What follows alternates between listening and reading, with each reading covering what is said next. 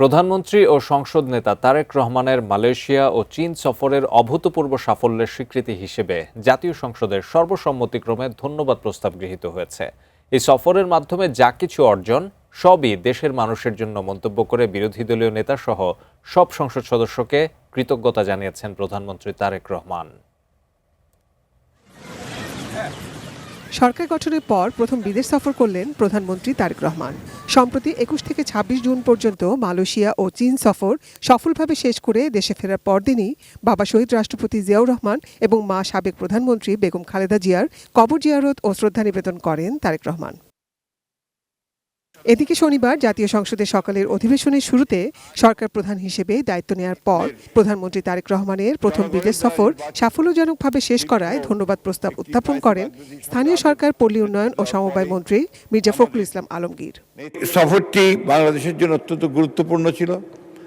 বাংলাদেশের সঙ্গে মালয়েশিয়া এবং চীনের সম্পর্ক আরও দৃঢ় হয়েছে এবং অত্যন্ত সফলতার সঙ্গে তিনি এই সফরে অনেকগুলো চুক্তি সম্পাদন করেছেন। বসুন্ধরা টিস্যু অশুদ্ধতার বিরুদ্ধে এক বিন্দুও ছাড় নয়।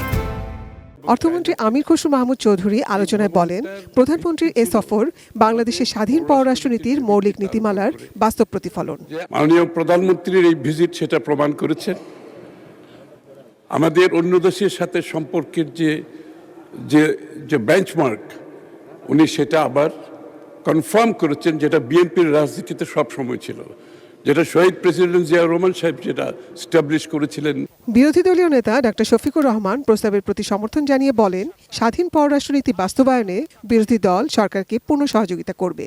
রিলেশন হবে মিউচুয়াল রেসপেক্ট এবং ইকুইটির ভিত্তিতে। আমি আশা করি তিনি সেই সতর্কতা অবলম্বন করেছেন।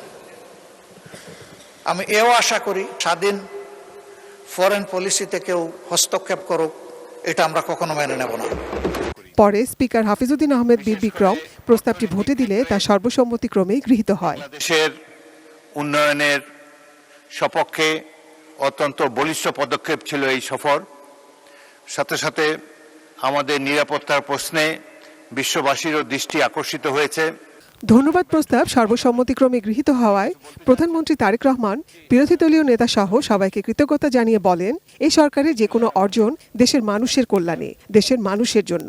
এই সফরের মাধ্যমে যদি দেশের মানুষের কোনো অর্জন হয়ে থাকে, সেটি দেশের মানুষের অর্জন। মাননীয় স্পিকার,